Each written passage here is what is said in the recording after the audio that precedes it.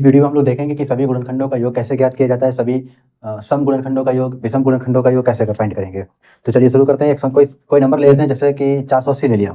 480 के factors find कर लीजिए आप। 480 के फैक्टर्स, 2 दूनी 4, 2 चक्कू 8, 2 12, 2 छंग 12, 2 तियां 6, 2 15 30, 2 3 पंचे 15 और 5 एकम 5। फैक्टर लिखिए। 2 कितनी बार है? 1 2 3 4 5। 2 कितनी बार है? 5 बार है, तो 2 की घात 5 होगा। 2 की घात 5 गुणा 3 कितनी बार है? 1 बार।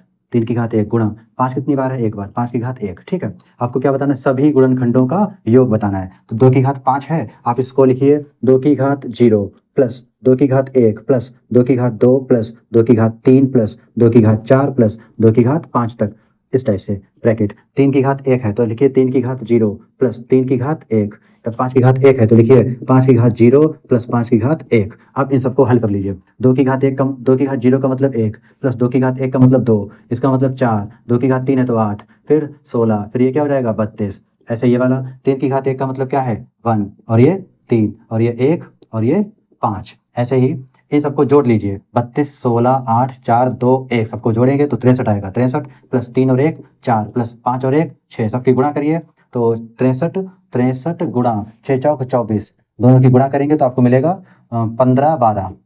15 12 मीन्स सभी गुणनखंडों का योग कितना है? 1512। अब क्या है? सम गुणनखंडों का। अगर आपको सम गुणनखंड ज्ञात करने हैं तो उसमें आप 0 हटा दीजिए, ये वाला हटा दीजिए, 0 हटा दीजिए। हटाने के बाद जो बचेगा आप उसको सॉल्व कर लीजिएगा, वो आपके सम गुणनखंड निकल कर आ जाएंगे। जब बात हो विषम गुणनखंडों की कि विषम गुणनखंडों का योग कितना होगा, विषम गुणनखंडों का योग कितना होगा, तो इसके लिए क्या करेंगे? इन सभी को हटा देंगे। इन सभी को हटा दीजिए, जो बचा इसको आप सॉल्व कर लीजिए, आपके विषम गुणनखंडों का योगफल आ जाएगा। एक बार फिर से सभी गुणनखंडों का योग इस टाइप से ये किया, इसको ऐसे लिखा 5, 2 की घात 5 है तो 2 की घात 0, 2 की घात 1, 2 की घात 2, 2 की घात 3, यहाँ तक ऐसे लिखा, ऐसे इसको भी ऐसे लिखा, सॉल्व किया तो ये मिला। अगर आपको सम गुणनखंड ज्ञात करने हो तो उसमें 0 वाला टर्म हटा दीजिए, बस बाकी सबको लेना है, इसको भी सॉल्व करना है, तब जाकर जो आएगा वो आपका आंसर आ जाएगा। और जब विषम की बात करें, विषम में इस पूरे टर्म को ही हटा दीजिए, जो बचा है यही सॉल्व करेंगे, आपको विषम गुणनखंडों की संख्या मिल जाएगी, नहीं योगफल मिल जाएगा। ठीक है।